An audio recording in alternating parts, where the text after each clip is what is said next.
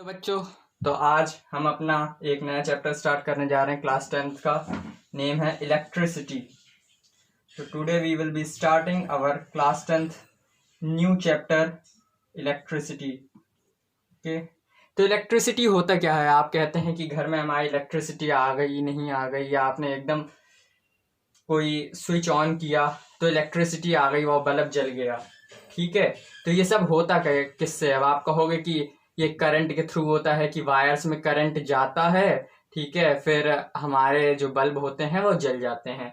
लेकिन करंट भी जो फ्लो होता है वो किसके वजह से होता है? वो फिनोमेना हमें इलेक्ट्रिसिटी में पढ़ना है। तो सबसे पहले जो सबसे बेसिक करेक्टर, जो सबसे बेसिक पॉइंट्स जहां से इलेक्ट्रिसिटी स्टार्ट होती वो होते हैं चार्जेस। क्या होते हैं? Charges. So today we will be starting first we will read about charges. Electric current पे भी हम आएंगे, ठीक है। तो आपके लेवल पे अगर हम बताएं तो चार्जेस कितने टाइप्स के होते हैं? चार्जेस होते हैं टू टाइप्स के होते हैं। प्रोटॉन्स होते हैं, इलेक्ट्रॉन्स होते हैं। क्या होते हैं? प्रोटॉन्स होते हैं और इलेक्ट्रॉन्स होते हैं। जिसमें प्रोटॉन्स क्या होते हैं? एक पॉजिटिव चार्ज होता है, और इलेक्ट्रॉन्स क्या होते हैं? नेगेटिव चार्जेस होते हैं। क्या होते हैं? नेगेटिव चार्जेस होते हैं। अब आप कहोगे कि ये क्या रियली चार्जेस एग्जिस्ट करते हैं? अगर चार्जेस एग्जिस्ट करते हैं तो आखिर ये होते क्या हैं, ये भी तो बताइए आप। तो मैं बताता हूँ आपको चार्जेस एक्चुअली होते क्या हैं। चार्जेस एक ऐसा फंडामेंटल करेक्टर है, या कह सकता हूँ एक ऐसी फंडामेंटल क्वांटिटी होती है हमारी फिजिक्स में, जो हमारी इलेक्ट्रिक करंट को डिफाइन करती है, ठीक है। और चार्जेस वो होते हैं जो किसी भी अगर कोई भी चीज अगर हम रखें तो उस पर एक फोर्स डालते हैं, चाहे वो किसी चीज को अट्रैक्ट करें। जैसे अगर मैग्नेट है, ठीक है, तो मैग्नेट जो होता है और अगर सामने आयरन रखा होता है तो वो किसी चीज को अट्रैक्ट करता है ना, तो उसमें एक फोर्स लगती है। वो किसके वजह से होती है? चार्ज की वजह से होती है। वो चार्जेस बस पॉजिटिव नेगेटिव होते हैं। जो बैटरी होती है, तो हम कहते हैं करंट फ्लो कर रहा है, तो किसके वजह से होते हैं? ओनली टू चार्जेस के वजह से होते हैं। वो होता है एक पॉजिटिव चार्ज, एक होता है नेगेटिव चार्ज, ठीक है। अब आप कहोगे कि अच्छा प्रैक्टिकली ऐसा एग्जांपल मैं आपको देता हूं कि जिससे चार्जेस आपको पता लग सके। आप लीजिए एक कॉम लिया, जैसे आपने, ठीक है, आपने एक कॉम लिया, ठीक है, जो आप कंघा यूज करते हो सिंपली, और उसे अपने ड्राई हेयर पे रब करना स्टार्ट कर दिया, ठीक है। ड्राई हेयर पे जब आप रब करेंगे, जब आप सूखे बालों पे इसे रब करेंगे, तो उसमें कुछ ऐसी पावर जनरेट हो जाएगी, ठीक है, जिससे वो small tiny pieces of paper को अट्रैक्ट कर सकती है। अगर आप उसके सामने अपने जब हेयर में रब करेंगे, ड्राई हेयर में, या कॉम को, उसके बाद अगर छोटे छोटे पीसेस ऑफ पेपर के पास लाएंगे तो वो उसे अट्रैक्ट करने लगेगी। उसमें कुछ ऐसी प्रॉपर्टी जनरेट हो जाती है। तो उसी प्रॉपर्टी को हम क्या कहते हैं? Charged property. मतलब उसमें एक चार्ज जनरेट हो जाता है जो उस पेपर्स को अट्रैक्ट करने लगता है अपने तरफ, ठीक है। अच्छा, अब इसी में जो चार्जेस कितने टाइप्स के होते हैं? टू टाइप्स के होते हैं, पॉजिटिव चार्ज और निगेटिव चार्ज। पॉजिटिव चार्जेस कौन से होते हैं? प्रोटॉन्स। और निगेटिव चार्जेस कौन से होते हैं? इलेक्ट्रॉन्स, ठीक है। इसमें अच्छा एक टर्म आता है इलेक्ट्रिक सर्किट। क्या होता है इलेक्ट्रिक सर्किट? क्या होता है इलेक्ट्रिक सर्किट? क्या होता है? तो इलेक्ट्रिक सर्किट एक्चुअली क्या होता है? इलेक्ट्रिक सर्किट एक, अब आपने देखा होगा कि आपकी बैटरी भी लगी है, साथ में बल्ब भी जल रहा है, ठीक है। जो आपकी वायरिंग जाती है पूरी घर में, तो वो क्या होती है? एक तरह का एक सर्किट ही होता है, एक क्लोज्ड पाथ होता है जिसमें करंट फ्लो कर सके। और करंट किसके थ्रू फ्लो करता है? वायर्स के थ्रू फ्लो करता है। तो अगर मैं इलेक्ट्रिक सर्किट को अगर डिफाइन करना चाहूं तो क्या होता है? एक कंटिन्यूस पाथ होता है। एक कंटिन्यूस मतलब लगातार चलता हुआ, और एक क्लोज्ड पाथ होता है, ठीक है। एक क्लोज्ड पाथ होता है कंटिन्यूस पाथ, और एक क्लोज्ड पाथ होता है एक इलेक्ट्रिक करंट के लिए, मतलब जिसमें इलेक्ट्रिक करंट फ्लो कर सके। तो आप कहोगे कि मुझे इलेक्ट्रिक करंट के बारे में तो आपने बताया ही नहीं। तो इलेक्ट्रिक करंट के बारे में हम अभी डिस्कस करेंगे। बस अभी आप ये जान लो कि जो इलेक्ट्रिक करंट को जो फ्लो करने में जो एक क्लोज्ड पाथ मदद करता है, उसे हम क्या कहते हैं? इलेक्ट्रिक सर्किट कहते हैं, ठीक है। उसे हम क्या कहते हैं? इलेक्ट्रिक सर्किट कहते हैं। ये आपके पूछी जाती है, आपके एनसीईआरटी में एक क्वेश्चन है कि डिफाइन इलेक्ट्रिक सर्किट। तो आप अगर इलेक्ट्रिक सर्किट को अगर आपको डिफाइन करना है तो सिंपल सा आप लिख सकते हो यही डेफिनेशन, कि a continuous and a closed path, एक कंटिन्यूस और एक क्लोज्ड पाथ जो इलेक्ट्रिक करंट को फ्लो करवाने में मदद करता है, उसे हम क्या कहते हैं, इलेक्ट्रिक सर्किट। जैसे मैं एक इलेक्ट्रिक सर्किट आपको बना के दिखाता हूँ, आपको इसके बाद रिप्रेजेंटेशन इसकी बताऊंगा। अभी आप समझ लीजिए कि ये एक बैटरी है, ठीक है, इसे हम बैटरी कहते हैं। ये बैटरी का एक सिंबल होता है जिसमें इधर वाला जो बड़ा वाला टर्मिनल होता है उसे हम कहते हैं पॉजिटिव, और इधर वाला कौन सा होता है, नेगेटिव। ठीक है, हमने यहाँ पे एक बल्ब लगा दिया, ठीक है, ठीक है, जो एक ऐसे समझ लीजिए आप, ये बल्ब है, ठीक है, ये बल्ब लगा है, और यहाँ पे हमने ये इसे क्लोज कर दिया, देखो बिल्कुल क्लोज है। अब आप सोच रहे हैं ये ओपन है, ये ओपन नहीं है, बैटरी का सिंबल है यहाँ पे, आप समझ लो एक बैटरी लगी हुई है, ठीक है। तो जैसे आप बैटरी लगाते हो तो एक करंट फ्लो करने लगता है। आप कहोगे बैटरी में कहाँ करंट फ्लो करता है, हम तो बैटरी छूते हैं, हमें तो करंट नहीं लगता। तो वो बैटरी चार्जेस पे डिपेंड करती है कि चार्ज उसमें कितना फ्लो कर रहा है। अगर कम अगर उसकी स्ट्रेंथ की बैटरी होती है तो चार्जेस इतना फ्लो करता है जो हमारी बॉडी को इतना इफेक्ट नहीं करता। लेकिन यही बैटरी होते हैं, इन्वर्टर्स जो होते हैं, तो उनमें बैटरी में जो इतना करंट फ्लो करता है जो हमारे पूरे घर की इलेक्ट्रिसिटी को मेंटेन करके रखता है, ठीक है, वो बड़ी स्ट्रेंथ की, और उसमें चार्जेस ज्यादा होते हैं, ठीक है। तो जैसे हमने बैटरी को लगाया तो एक करंट फ्लो किया यहाँ पे, जब करंट फ्लो कर जाएगा, ठीक है, तो यहाँ पे बल्ब मतलब ग्लो कर जाएगा। तो यही क्या शो करता है कि इलेक्ट्रिक करंट यहाँ पे क्लोज्ड पाथ में फ्लो कर रहा है, ठीक है। अच्छा, अब हम बात जो सबसे मेन टॉपिक है हमारे इलेक्ट्रिसिटी चैप्टर का, जिसे हम स्टार्ट करते हैं, इलेक्ट्रिक करंट। मैं आपको बताता हूँ इलेक्ट्रिक करंट होता क्या है, ठीक है। आपको इलेक्ट्रिक सर्किट समझ में आ गया, एक कंटिन्यूस और एक क्लोज्ड पाथ होता है इलेक्ट्रिक सर्किट के लिए, इलेक्ट्रिक करंट के लिए, जिसे हम क्या कहते हैं, इलेक्ट्रिक सर्किट। और ध्यान रखिए चार्जेस टू टाइप्स के होते हैं, प्रोटॉन्स और इलेक्ट्रॉन्स, ये अभी यूज होंगे, ठीक है। इलेक्ट्रॉन्स क्या अब इलेक्ट्रिक करंट क्या होता है, आपने देखा होगा अपने घरों में भी, जैसे मैंने आपको पहले भी एग्जांपल दिया है कि आपने स्विच ऑन किया और वायर के थ्रू करंट चला गया और लाइट जल गई आपकी, ठीक है। या आपने अगर स्विच ऑन किया, आपका टीवी ऑन हो गया, क्यों, करंट फ्लो कर रहा है ना उसमें। तो जैसे ही उसमें करंट फ्लो कर रहा है, ठीक है, आपकी वो जो भी अप्लायंस है, इलेक्ट्रॉनिक अप्लायंस, वो स्टार्ट हो जा रहा है, ठीक है। तो रियल में इलेक्ट्रिक करंट होता क्या है, अगर आप सिंपली अगर आपसे पूछे कोई इलेक्ट्रिक करंट क्या होता है, तो इलेक्ट्रिक करंट होता है rate of flow of charge, rate of flow of charges. जो चार्ज होते हैं पॉजिटिव या जो नेगेटिव चार्जेस जो फ्लो करते हैं, और रेट का मतलब पर यूनिट टाइम पे, कि एक सेकंड में कितना चार्ज फ्लो किया, 2 सेकंड्स में कितना चार्ज फ्लो किया। जैसे मैं कह रहा हूं, अगर एक सेकंड में एक एरिया में छोटी सी बैटरी में अगर 4 इलेक्ट्रॉन चार्ज फ्लो किया, तो 5 सेकंड में कितना करेगा, 4 5 से 20 इलेक्ट्रॉन फ्लो करेगा। तो रियल में और 1 सेकंड में किया या 2 सेकंड में किया, तो जो रेट बताता है, मतलब टाइम के अकॉर्डिंग जो बताता है कि चार्ज कितना फ्लो कर रहा है, उसे ही हम कहते हैं इलेक्ट्रिक करंट। अगर आपसे सिंपली कोई पूछे कि इलेक्ट्रिक करंट क्या होता है, तो आप ये भी कह सकते हो rate of flow of charges. लेकिन अगर आपके पेपर में आ जाए डेफिनेशन, तो आप एक प्रॉपर डेफिनेशन लिखोगे, और डेफिनेशन क्या होगी, डेफिनेशन अगर आप लिखोगे तो प्रॉपर होगी, द अमाउंट ऑफ चार्ज, कि कितना चार्ज फ्लो कर रहा है, एक अमाउंट। जैसे हम कहते हैं ना कि हम केजीज में हमने अमाउंट पढ़ रखी छोटे क्लासेस में, कि ये के इतने केजी का है, ठीक है, या लिक्विड के लिए इतने लीटर्स का है। तो ऐसे ही चार्ज का भी कोई अमाउंट होता है।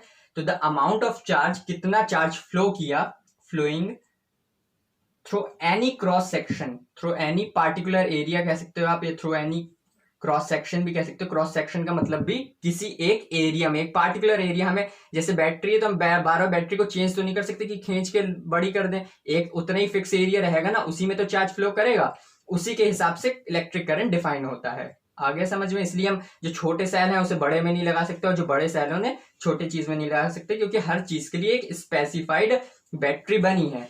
तो जितना हमें चार्ज फ्लो चाहिए उसके अकॉर्डिंग हम बैटरीज लेते हैं। तो the amount of charge flowing through any particular area, किसी पार्टिकुलर एरिया पे, जब किसी पार्टिकुलर एरिया पे कोई अमाउंट ऑफ चार्ज फ्लो करता है पर यूनिट टाइम, ठीक है, पर यूनिट टाइम जब चार्ज फ्लो करता है तो हम उसे क्या कहते हैं, उसे हम कहते हैं इलेक्ट्रिक करंट। तो अगर आपकी डेफिनेशन आए, आप ये प्रॉपर डेफिनेशन लिख सकते हैं, the amount of charge flowing through any particular area per unit time, ठीक है, इसे हम क्या कहते हैं, इलेक्ट्रिक करंट। अच्छा, इसे डिनोट किससे किया जाता है, इसे लेटर आई से डिनोट किया जाता है, ठीक है। किससे डिनोट किया जाता है? लेटर आई से, फिजिक्स में। देखो मैं आपको जैसे बता भी देता हूँ, आप एक अभी आपको मैं कंडक्टर्स इंसुलेटर्स भी पढ़ाऊंगा, तो एक आप समझ लीजिए कंडक्टर है। कंडक्टर वो जो इलेक्ट्रॉन इलेक्ट्रिसिटी को फ्लो करवा देता है, ठीक है। प्लास्टिक में देखो इलेक्ट्रिसिटी फ्लो नहीं हो सकती, ठीक है, लेकिन यही अगर हम कोई आयरन का ले लें, ठीक है, तो हमसे हमसे कहा जाता है ना कि अगर हम, या फिर अगर हम जमीन पे नंगे पैर ना खड़े हों, ठीक है, स्लीपर्स पहन के ही रहें। क्यों कहा जाता है? क्योंकि अर्थिंग हो जाती है, जिसकी वजह से हमें करंट लग सकता है, ठीक है। तो ऐसी कंडक्टर्स होते हैं जो इलेक्ट्रॉन को फ्लो करा देते हैं, और कुछ ऐसे इंसुलेटर्स होते हैं जैसे प्लास्टिक, वो करंट को फ्लो नहीं करा पाते हैं, ठीक है। इसलिए वायर्स हमेशा कॉपर के यूज किए जाते हैं जो इलेक्ट्रॉन को फ्लो करा देते हैं, वो एक कंडक्टर्स होते हैं। तो हमने एक कंडक्टर्स अज्यूम कर लिया, ये कंडक्टर है, बैटरी की शेप समझ लो, एक बैटरी समझ लो चाहो तो, ठीक है। उसमें इलेक्ट्रॉन यहां से चल रहे हैं, ठीक है। तो जो इलेक्ट्रॉन जा रहे हैं, अच्छा अब आप एक बात और याद रखो, जो डायरेक्शन होती है करंट की वो अपोजिट होती है इलेक्ट्रॉन के डायरेक्शन की। अगर इलेक्ट्रॉन इधर जा रहे हैं तो करंट की डायरेक्शन इधर होगी, और जो करंट की डायरेक्शन होती है वो स्पेसिफाई नहीं होती कि इधर ही जाना है या इधर ही जाना है, बस हमें ये पता चलता है कि इलेक्ट्रॉन किधर चल रहे हैं। अगर इलेक्ट्रॉन इधर चल रहे हैं तो करंट इधर चलेगा, और अगर इलेक्ट्रॉन इधर चल रहे हैं तो करंट इधर चलेगा, ठीक है। तो अगर यहां से करंट, यहां से अगर इलेक्ट्रॉन्स निकले और यहाँ पे पहुंचे, तो कितने टाइम पे एक इलेक्ट्रॉन यहाँ पहुंचा है, या एक सेकंड में कितने इलेक्ट्रॉन यहां से यहाँ पहुंचे, यहां से कितने इलेक्ट्रॉन एंटर किए और कितने इलेक्ट्रॉन निकले, तो वही हमें क्या बताता है? करंट, ठीक है। अमाउंट ऑफ चार्ज, कितना अमाउंट ऑफ चार्ज जा रहा है, फ्लो कर रहा है एक पार्टिकुलर एरिया में पर यूनिट टाइम, ठीक है। तो अगर हम इसकी डायरेक्शन की बात कर लें, तो इसकी डायरेक्शन क्या होती है? कन्वेंशनली ऐसे कहा जाता है, कन्वेंशनली का मतलब कि साइंटिस्ट ने ऐसा रिसर्च किया है, जो मैंने अभी आपको बताया भी। कन्वेंशनली डायरेक्शन क्या कहलाई जाती है? कि the direction of electric current, जो इलेक्ट्रिक करंट की डायरेक्शन होती है वो कैसी होती है? Opposite to that of electrons. To the direction of current is opposite होती है to that of flow of current, to that flow of electron, sorry, flow of electrons, electrons के अपोजिट चलती है, ठीक है। आगे समझ में आपको? या फिर आप ये भी कह सकते हो पॉजिटिव डायरेक्शन में चलती है। देखो निगेटिव और पॉजिटिव हमेशा अपोजिट होते हैं ना, कि अगर पॉजिटिव इधर जाएगा तो नेगेटिव इधर जाएगा, तो ऐसा भी कह सकते हो आप कि करंट किस डायरेक्शन में चलता है? पॉजिटिव डायरेक्शन की डायरेक्शन में चलता है, या इलेक्ट्रॉन के अपोजिट डायरेक्शन में चलता है। लेकिन हम मेनली जो फिजिक्स में आप आगे भी पढ़ोगे बड़े लेवल पे, कि हम मेनली इलेक्ट्रॉन्स के फ्लो की बात करते हैं, इसलिए हम कह रहे हैं कि जो डायरेक्शन ऑफ करंट है वो अपोजिट है फ्लो ऑफ इलेक्ट्रॉन्स के। ओके, आगे समझ में? तो हम एक बार रिव्यू ले लेते हैं। चार्जेस मैंने क्या क्या पढ़ा है? चार्जेस टू टाइप्स के होते हैं, प्रोटॉन्स, इलेक्ट्रॉन्स। इलेक्ट्रिक सर्किट क्या होता है? एक कंटिन्यूस और एक क्लोज पाथ होता है, ठीक है, जिसमें इलेक्ट्रिक करंट फ्लो हो जाता है। इलेक्ट्रिक करंट क्या होता है? Rate of flow of charges, ठीक है, कितने टाइम में कितना चार्ज फ्लो कर रहा है। अगर डेफिनेशन लिखोगे तो आप ऐसे लिखोगे, the amount of charge flowing through any particular area per unit time, ठीक है। डिनोट किससे किया जाता है? आई से। डायरेक्शन होती है इलेक्ट्रॉन्स के अपोजिट, ठीक है। अच्छा, अब हम बात कर लें इसे रिप्रेजेंट कैसे किया जाता है, ठीक है, इसे रिप्रेजेंट कैसे किया जाता है। चलो हम बात कर लेते हैं इसकी बात की है कि इफ अगर कोई भी चार्ज Q, जैसे हम कहते हैं ना, कोई भी अगर चार्ज ले लिया हमने Q, जैसे हमने 8th में मैथ से ही पढ़ा है कि हम किसी भी वैल्यू को x ले लेते हैं, ऐसी चार्ज में हम लेते हैं Q, ठीक है। कोई और इसका रिप्रेजेंटेशन, जैसे करंट का रिप्रेजेंटेशन I होता है, वैसे चार्ज का रिप्रेजेंट क्या होता है? Q। तो कोई भी चार्ज Q अगर फ्लो कर रहा है, वही डेफिनेशन के ही तरह लिख रहे हूँ, flows through any particular area भी लिख सकते हो, क्रॉस सेक्शन भी लिख सकते हो। मैं इस बार चलो क्रॉस सेक्शन यूज करूं, क्रॉस सेक्शन, ठीक है, इन गिवन टाइम t। अगर किसी भी टाइम, हमें ना टाइम पता है, हमें ना चार्ज पता है कितना है, तो हमने चार्ज को क्या मान लिया? t, वो q, और टाइम को क्या मान लिया? t। तो अगर कोई भी चार्ज फ्लो कर रहा है किसी भी क्रॉस सेक्शन में टाइम t में, तो करंट को हम कैसे रिप्रेजेंट करेंगे? Current I is given by, किससे गिवन किया जाएगा? Given by I equals to Q by T। Okay, I equals to क्या आएगा? Q बाय T, जिसमें Q क्या हो जाता है? चार्ज, और T क्या हो जाता है? टाइम। ओके, तो I equals to Q by T आ जाएगा, ठीक है। यूनिट ऑफ चार्ज की बात क्या कर लें, अगर हम यूनिट ऑफ चार्ज हमें इसकी बतानी पड़ेगी ना कि करंट की यूनिट क्या होती है। जैसे आपने सुना होगा मास की यूनिट होती केजी। आप अगर कंफ्यूजन हो कि यूनिट क्या होता है, तो हम यूनिट वो होता है जिसमें हम उस चीज को मेजर करते हैं। ठीक है, कि हम अगर हम बात करें कि मास को हम कोई भी चीज का अगर हम वेट करना है तो हम किस में मेजर करते हैं, केजीज में। ठीक है, अगर हमें किसी लिक्विड का मेजर करना है तो हम इसे लीटर्स में करते हैं। ऐसे अगर हमें चार्ज का मेजर करना होता है तो हम किस में करते हैं, कोलॉम में। किस में करते हैं, कोलॉम्ब। ठीक है, और अगर हमें टाइम का मेजर करना होता है तो वैसे तो टाइम के बहुत सारे मेजर होते हैं कि आर में भी किया जाता है, मिनट्स में भी किया जाता है, सेकंड्स में भी किया जाता है, लेकिन जो मेन एसआई यूनिट होती है, स्टैंडर्ड यूनिट, वो क्या होती है, सेकंड। ठीक है, तो आई इक्वल्स टू क्या हो गया, आई इक्वल्स टू हो गया क्यू बाई टी, जिसमें क्यू क्या होता है, कोलॉम्ब, और टी क्या होता है, सेकंड। ठीक है, तो इसकी एक यूनिट तो ये भी बन जाती कोलॉम पर सेकंड। ठीक है, या फिर ये एक नया वेरिएबल देता है कोलॉम पर सेकंड, जिसे हम क्या कहते हैं, एम्पियर। तो अगर हमसे कोई पूछेगा कि करंट की यूनिट क्या होती है, तो करंट की यूनिट क्या होती है, unit of current is ampere.